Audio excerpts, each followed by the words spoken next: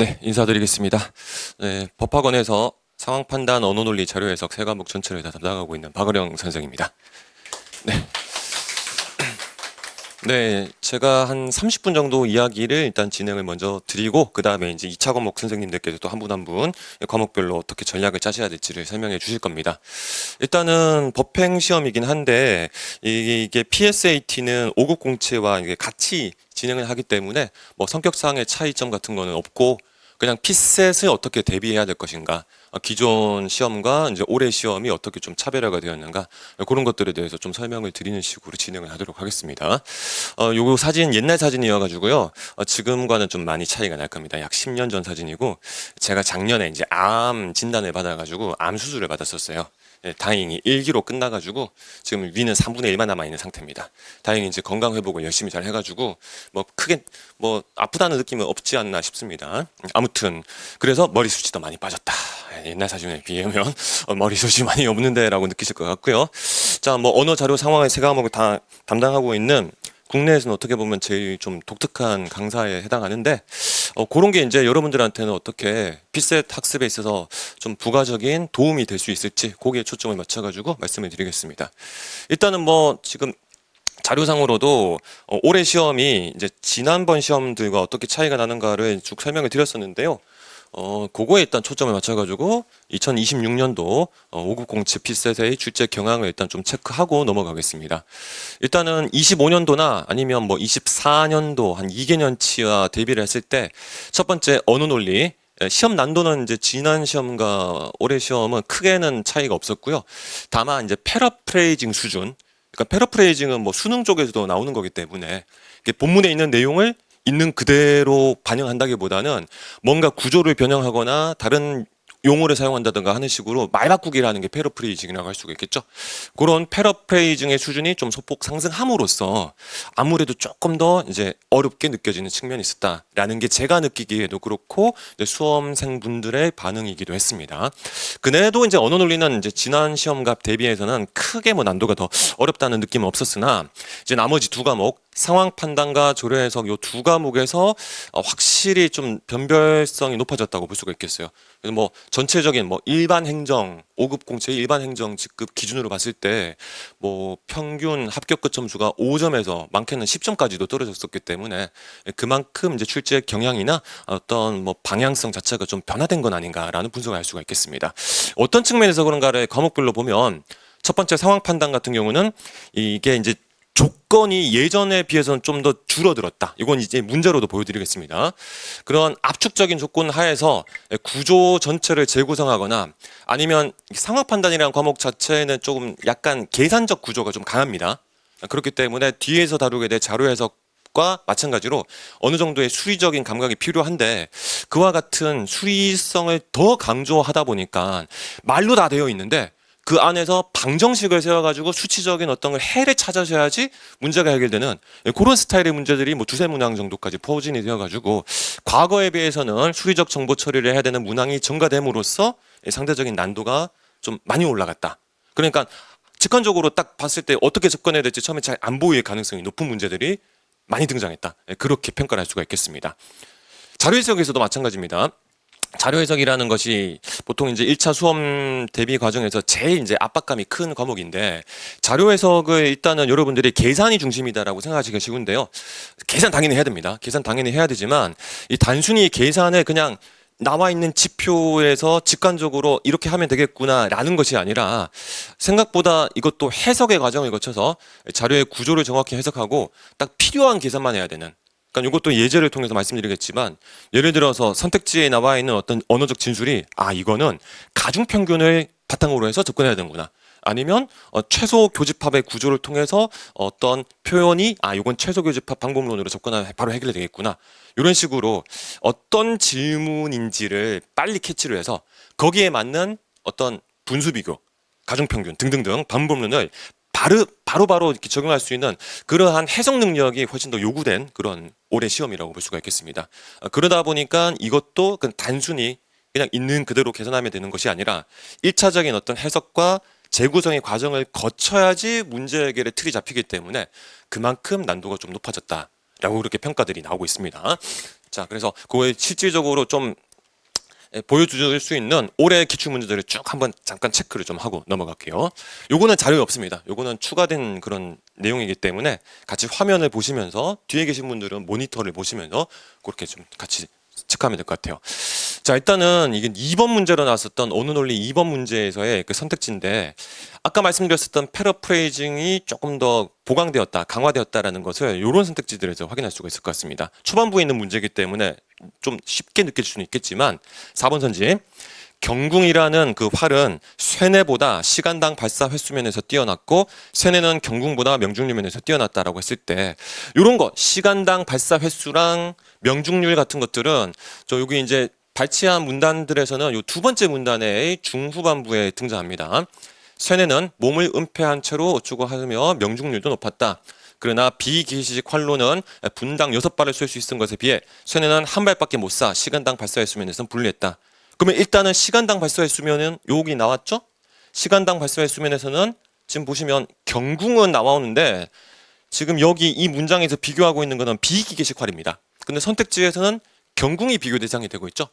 그러면 요 문장만 가지고는 판단이 힘든데 이거는 앞선 문단에서 어떤 식으로 표현했냐면 경궁이라는 것이 결국적으로는 비기계식 활이라는 것이 앞에서 설정이 돼가지고 요렇게 좀 떨어진 두 문단 사이에서 그 연결고리를 경궁이 결국 비기계식 활이니까 여기서 말했었던 비기계식 활은 경궁이라고 대체를 해도 되겠구나. 이런 식의 어떤 패러프레이징 작업을 거쳐서 오케이 횟수면에서는 더 뛰어났다 판단이 가능한 겁니다. 요거는 이제 1차원적인 그런 패러프레이징이기 때문에 사실 이제 한 문단만 가지고 판단은 안 되지만 그래도 앞에 문단의 내용을 놓치지 않으셨으면 충분히 말 바꾸기 해서 옳고 그런 판단 가능하시겠죠. 쇠뇌가 경궁보다 명중면에서 뛰어났다라는 것도 요 바로 직전 문장에서 역시 마찬가지로 해결이 가능하기 때문에 문단 간에 여기 떨어져 있는 그런 측면만 잘 체크하시면 되겠고요. 자, 그 다음에 이 녀석은 39번 상대적으로 좀 후반부에 등장했었던 문제입니다.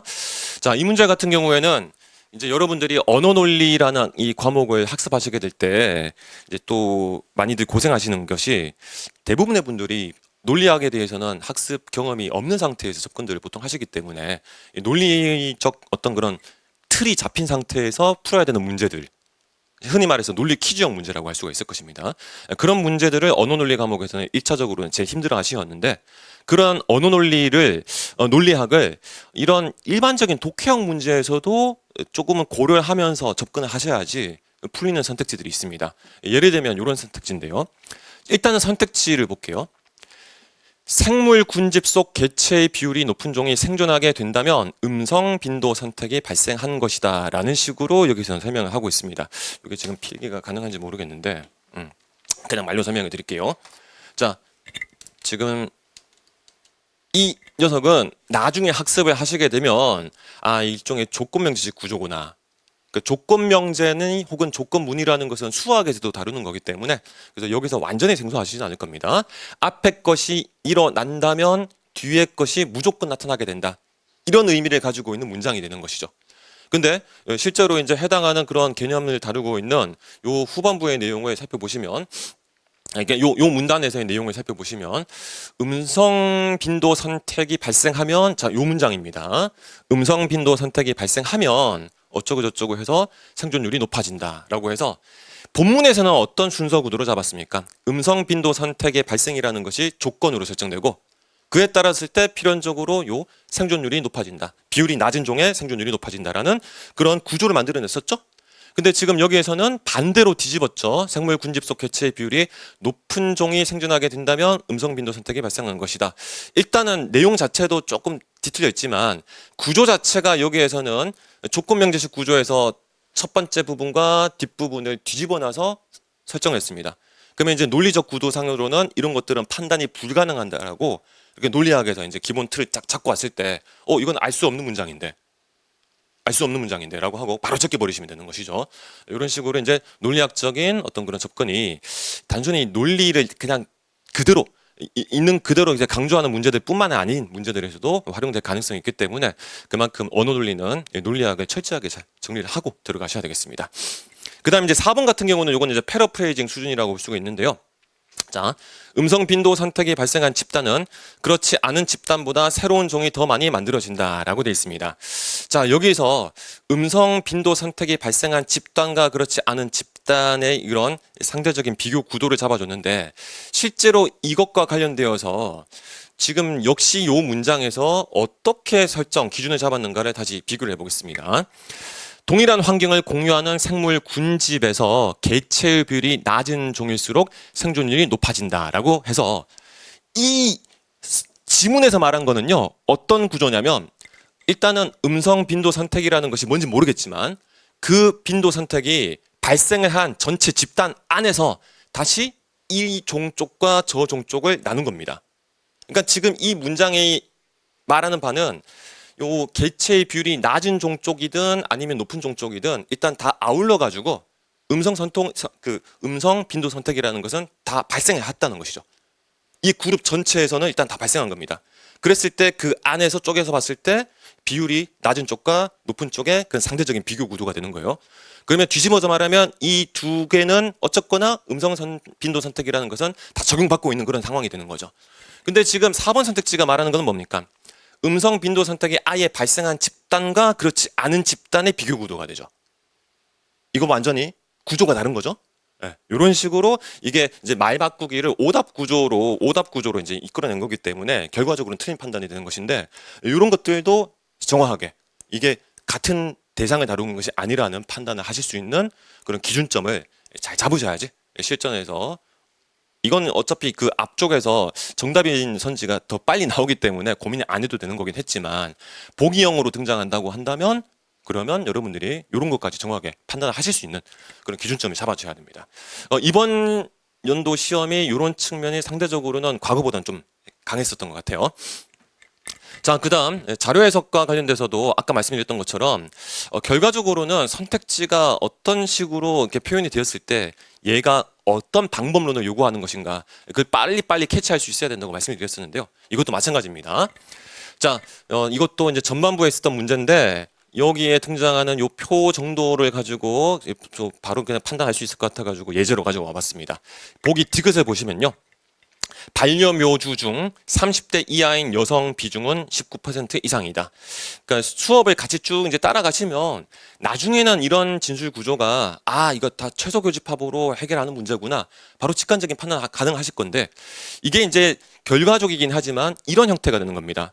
지금 보통 이런 표가 나오면 요 같은 그룹 안에서 따지고 들어가는 그런 형태의 선지가 많거든요. 근데 지금 디귿은 이 전체 반려묘주 중에서 30대 이하는 연령대에 해당하는 그룹이죠.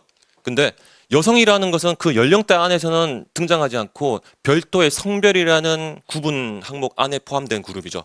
그러면 요 두 개의 그룹을 묶어가지고 이런 식의 뭐뭐이면서 뭐뭐인 교집합 구조로 물었고, 그 다음에 뭐 몇 퍼센트 이상이다, 몇 명 이상이다, 혹은 적어도 몇 명 있다, 이런 식의 진술이 나오면 이거는 그냥 필연적으로 최소 교집합 구조를 물어보는 것이다. 그러니까 이런 해석의 틀 같은 것이 딱딱딱딱 잡혀 있으면 그만큼 선택지에서 어떤 질문이 나왔을 때 뭘 이용해야 되는가가 바로바로 현출이 될 수가 있겠죠. 그런 맥락에서 이제 이 녀석은 최소 교집합 가지고 접근하면 된다. 풀이 과정은 시간 관계상 좀 생각하도록 하겠습니다. 이런 것들이 이제 자료 해석에서도 마찬가지로 계산 과정 자체가 뭐 불필요하거나 중요하지 않다는 건 아닙니다. 다 잘 하셔야 되지만, 근데 그 계산 과정을 어떤 식으로 풀어낼지에 있어서의 틀을 먼저 잘 잡아야지 그만큼 짧게 하고 넘어갈 수가 있겠죠. 아예 엉뚱한 계산을 안 할 수가 있겠죠. 그런 맥락에서는 자료 해석도 언어 논리와 마찬가지로 결국에는 독해력이 어느 정도 기반이 돼야 되는 시험이라고 말씀을 드릴 수가 있습니다. 자, 이것도 마찬가지고요. 자, 지금 여기서 후반부 34번 문제에서 이것도 마찬가지입니다. 표가 지금 두 개가 비어 있습니다. 그러면 여기서 지금 괜히 건드리면 그러니까, 자, 여기에서 보통 보시면 일단은 이 표에서 총인구라는 것이 일종의 합계 구조라고 이제 직관적으로는 바로 판단 가능하실 거고요.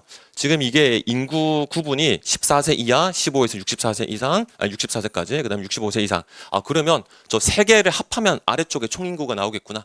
이건 바로 판단되시겠죠. 근데 2030년은 어떻습니까? 여기 비어 있고 전체 값도 비어 있기 때문에 이거 2030년과 관련돼서는 뭔가 못 풀어내는 거 아니야? 어차피 20년, 30년, 40년 따로니까 가로 계열에서 뭔가 작업할 수는 지금 없을 거 아닙니까? 그렇죠? 그래서 요 세로 계열 안에서 뭔가 조합해가지고 덧셈 뺄셈 해가지고 도출하는 구조가 될 건데 빈칸이 두 개니까 이거 둘 다 모르는 거 아니야라고 생각해서 기억 선택지 이거는 알 수 없는 것 아닌가 이런 식으로 판단하고 넘어갈 가능성이 있단 말이에요.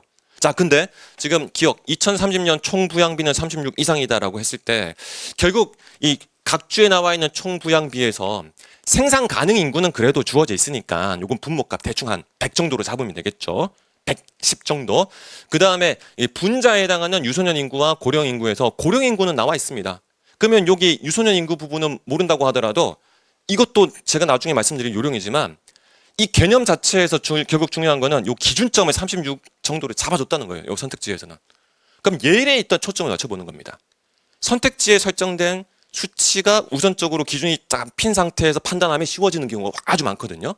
그럼 여기서도 36 이상은 충분히 되겠는데 이미 고령 인구가 차지하잖아. 그러면 이건 바로 판단할 수 있는 선지가 되는 거죠. 괜히 이 두 개가 비어 있기 때문에 이건 못 푼다 이렇게 접근할 것이 아니라 선택지에서 의미하는 바 36 이상이다. 그러면 요 구조에 따라서 이미 작용하고 있기 때문에 괜찮구나. 이미 넘어섰구나. 이런 식의 판단을 하는 것도 어떻게 보면 해석의 어떤 힘이 아닐까 싶습니다. 자, 그 다음에 상황 판단이 사실상 이번 시험에서는 제일 좀 난도가 높게 여겨졌다고도 평가를 받는데요. 자, 이 문제 같은 경우는 좀 퀴즈 구조의 문제여서 지금 바로 딱 여러분들이 해결하시긴 좀 힘들 수는 있습니다. 그래도 같이 한번 살펴볼게요. 갑의 맞이의 나이를 묻는 그런 형태의 문제였고요. 자, 이제 이런 문제도 어느 정도 패턴화가 되어 있고 어떤 언어적 진술을 어떤 식으로 퀴즈적 어떤 패턴으로 해석해낼 것인가가 틀이 잡혀 있으면 좀 쉽게 해결될 수가 있습니다. 첫 번째, 아이가 셋이 있는데 그 셋의 나이를 모두 곱하면 36이 된답니다. 그러면 일단은 36이 될 수 있는 세 개의 곱셈의 구조는 좀 많기 때문에 아직 어떻게 해야 될지 모르겠죠. 그리고 더하면 건물 번호와 집 주소의 건물 번호와 같아진다고 되어 있는데요. 그랬을 때 을이 내가 너희 집 주소의 건물 번호를 알고 있는데 아직도 너희 아이들의 나이는 정확히 알 수가 없다라고 했을 때 이런 추가 진술을 주니까 확정이 됐어요. 그러면 이것도 마찬가지입니다. 퀴즈형 문제나 어떤 규칙형 문제에서 지금 이거는 딱 봐도 막혀있는 퍼즐을 우리가 풀어내야 되는 그런 구조가 되죠. 그랬을 때 지금 이런 진술, 자, 모두 곱하면 36이다. 이미 머릿속에서 3개를 곱해가지고 36이 되는 거는 여러 경우의 수가 있지 않아. 이런 그림이 일단 그려질 수가 있겠죠. 하나로 확정되지는 않을 거다. 그랬을 때 추가적으로 요 정보만 가지고는 너희 아이들의 나이를 정확히 알 수가 없다. 아직도 경우의 수가 남는 그런 구조가 돼야 되는구나. 요렇게 해석이 바로 된다면 이런 작업을 하시는 겁니다. 바로 이런 작업을 하는 거예요. 세 개의 수가 곱해졌을 때 36이 되는 케이스는 1, 1, 3, 6, 그 다음에 뭐 1, 2, 1, 8, 1, 3, 12 이런 식으로 여러 개 나오겠죠? 그랬을 때 여기서 아직도 너희 아이들의 나이 정확히 알 수 없다. 자, 나올 수 있는 조합은 이거밖에 없는데 그 중에서 이 정보가 반영이 되더라도 확정이 안 된다는 것은 그 결과값이 하나로 고정이 안 된다는 소리겠죠. 그런 식의 해석의 틀이 잡혀 있으면 이 두 가지로 좁혀지는 겁니다. 결과물이 13으로 나오는 이 두 가지로 딱 좁혀지는 거예요. 그리고 나서 이제 이 13에서 이제 두 번째로 이야기하는 다른 두 아이와 나이 차이가 난다. 그러면 나이 차이가 안 나는 게 뭡니까? 요게 맞이랑 둘째가 나이 차이가 안 나니까 얘가 배제되고 얘가 정답이 되겠죠. 이런 식으로 해석의 틀이 결국 언어적으로 어떤 뭐 자료 해석이 필요한 계산 방법론, 상황 판단 같은 경우에는 이런 도식화나 아니면 어떤 퀴즈 문제를 풀 수 있는 경우의 수를 나누는 양상 같은 것들 이런 식으로 바로바로 전환이 되는 능력이 결국은 이 피셋 시험에서의 핵심이지 이렇게 각각 개별적인 어떤 과목별 방법론은 당연히 있겠지만 전체를 관통하는 것은 결국에는 독해 능력 그것도 틀이 잡혀있는 독해 패턴화라고 볼 수가 있겠습니다. 이런 것들이 이제 여러분들이 앞으로 쭉 학습하시면서 정리해 나가셔야 될 그런 패턴들 그 다음에 방법들이 아닌가 싶어요. 마지막 29번 문제도 이것도 이제 난도가 좀 있었는데 이게 제가 초반에 말씀드렸었던 그런 녀석입니다. 딱 보시면 이게 지금 흥부와 놀부의 어떤 대화 내용인데 여기에서 첫째 날에 얼마, 둘째 날에 얼마 이렇게 이제 쌀을 얼마 주고 얼마 가져오고 하는 식으로 갔을 때 맨 마지막에 이제 흥부가 결과적으로 넷째 날이 되면 자, 그래서 오후 7시에 형님이 가진 쌀의 양이 제가 가진 쌀의 양의 9배가 됩니다. 지금 형님에게는 쌀이 100석 있고 저에게는 가석이 있기 때문에 이런 결과가 나온다라고 했을 때 여기서도 마찬가지예요. 이것도 지금 시간 관계상 해석 과정을 다 정리하기는 힘들겠지만 쌀이 형께 9배, 내게 그러면 1이 되는 거죠. 그러면 전체는 내가 가진 것의 몇 배가 됩니까? 10배가 되는 거죠. 네.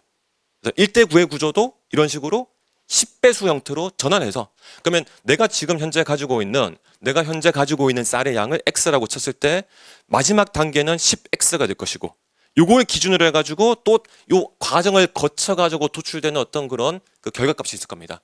매칭을 시켜가지고 방정식을 푸는 그런 형태로 접근할 수가 있는 거예요. 근데 이제 실제로 이 문제 같은 경우에는 그걸 도출하기가 조금만 만만치가 않기 때문에 실전에서라고 한다면 그냥 버리는 게 나을 수도 있는 문제는 하겠지만 결국에는 이제 이런 것들이 갖춰졌다면 상대적으로 이제 풀어내고 또 고득점을 하는 것도 당연히 가능해지겠죠. 그래서 세 과목 전체를 쭉 봤을 때 여러분들이 확실하게 학습하셔야 될 것은 당연히 과목별 전략 또 이제 기별적으로 수립해야 되겠지만 기본적으로 이런 패턴화된 독해 능력이다라고 다시 한번 강조를 드리겠습니다. 자, 그래서 지금 언어 논리, 그다음에 자료 해석, 그다음 상황 판단 각 과목별로 이 학습 전략을 일단 설정을 해놨는데요. 사실 이런 것들은 지금 다 자세하게 말씀드리기는 좀 힘들 것 같습니다. 지금 시간도 얼마 안 남았기 때문에.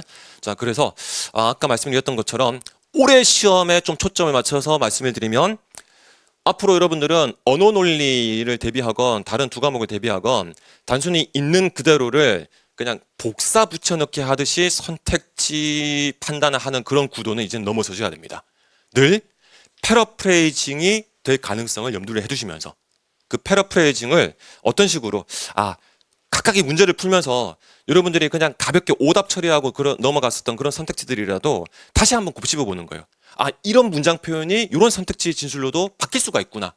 그게 계속 쌓여야지 실력이 되는 겁니다.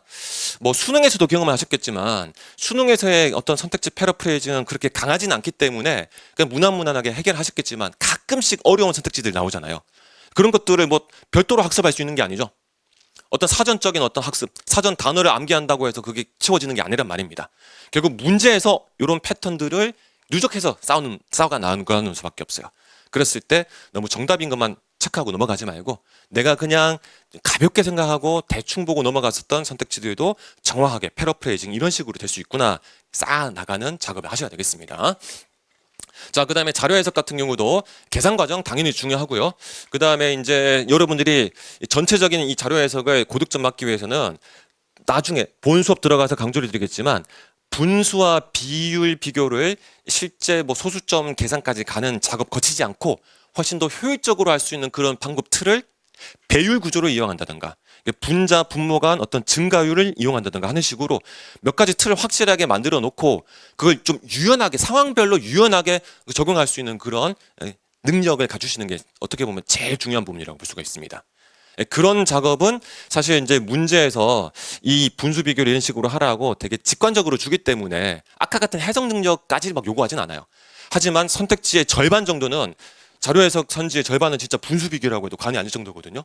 그만큼 분수 비교를 잘 하셔야 됩니다. 두 개의 분수를 크기 비교로 하는 것. 이게 어떻게 보면 절반이라고 할 수 있는데 그 방법론 틀을 확실하게 갖춰두시는 작업을 하셔야 됩니다. 당연히 이제 수업에서 제가 이제 어떤 식으로 접근하면 된다고 말씀을 드리겠지만 그거를 여러분들이 소홀히 하지 마시고 복습하시면서 확실한 자기 어떤 그런 틀을 갖춰주셔야 되겠습니다. 그리고 앞에서 봤었던 문제들에서 확인했죠. 언어화된 진술이 결국 뭘 요구하는 것인가 그걸 빨리빨리 캐치할 수 있는 그런 순발력 같은 것이 또 추가적으로 계속 갖춰져야 되겠습니다. 자, 마지막 상황 판단. 상황 판단이 세 과목 중에서는 제일 요상하고 뭐 좀 중구난방인 그런 문제 유형들을 갖고 있는데요. 지금까지의 구조상 법규형 문제, 이렇게 법조문을 다루는 문제는 그렇게 어렵진 않습니다. 요거는 초심자라고 하더라도 무난무난하게 어느 정도 시력 이끌어낼 수가 있어요. 관건은 이겁니다. 수리형 문제랑 퀴즈형 문제를 일단은 풀 수 있는 것과 풀 수 없는 것을 빨리 선별할 수 있는 능력이 있어야 되고 아까 보여드렸었던 요 문제 요 흥부 문제 같은 거 이런 거는 이거 상황 판단에 가끔씩 방정식을 사용하는 문제가 나오는데 이건 딱 봐도 방정식을 설정해야지 풀 수 있는 문제구나. 그러면 버린다. 버린다. 이것도 실전에서 필요한 거죠. 어차피 만점 받아야 되는 시민들이 아니기 때문에 근데 이제 풀 수 있는 능력이 갖춰졌고 그 빨리 할 수 있는 사람이라면 상대적으로 푸는 게 더 유리하겠지만 이런 틀을 갖추고 있어야 되겠습니다. 어떤 정보 구조가 방정식을 이용하는지 혹은 가중평균 등의 수리화를 요구하는지 아니면 사칙 연산 중에서 어떤 것들을 가지고 들어가야 되는지 이런 것들이 이제 바로바로 캐치가 되는 능력이 갖춰져야 되겠고요. 그다음 퀴즈형 문제는 오늘 아까 말씀드렸었던 그 나이 묻는 문제 있죠? 네, 그런 스타일입니다. 그래서 표 그리와 같은 도식화 아니면 경우의 수를 나눠야 될 것 같은데 그럼 빨리 경우의 수를 딱딱딱 그려볼 수 있는 그런 과감성이 있어야 됩니다. 머뭇거리다가 시간은 흘러가 버리기 때문에 그래서 이것도 지금 짧은 시간 안에 다 말씀드리기는 힘들겠지만 나중에 별도로 제가 다음 주 토요일에 그 이 세 과목에 대한 학습 전략 설명회를 별도로 할 거기 때문에 그때 영상 같은 것을 또 남겨놓을 거니까 그걸 좀 참조하시면 되겠습니다. 자, 아무튼 연간 커리큘럼 같은 거는 지금 브로셔 보시면 자세하게 나와 있을 거기 때문에 그거 참고하시면 되겠고요. 다시 한번 말씀드리지만 피셋 시험 커팽을 준비하시는 분이시건 아니면 일반 5급 공채를 준비하는 분이시건 피셋 시험이 상대적으로 2차 과목에 비해서는 좀 비중이 낮아질 수밖에 없긴 하겠지만요. 2차 과목들의 압박이 원체 강하다 보니까 그래도 너무 소홀하게 너무 이렇게 옆으로 이렇게 치워두지 마시고 많이 사랑해 주시고 아껴 주시고 챙겨 주시고 그다음에 꼼꼼히 또 체크해 주시고 그렇게 해서 1차에서 합격 못 해가지고 여러분들이 2차 열심히 쌓아놨는데 2차 시험 응시할 수 있는 기회조차도 발생하지 않는 그런 경우는 나타나지 않았으면 좋겠습니다. 다들 고생 많으셨고 또 계속해서 이어지는 강사분들의 열강 들으시면 고맙겠습니다. 감사합니다.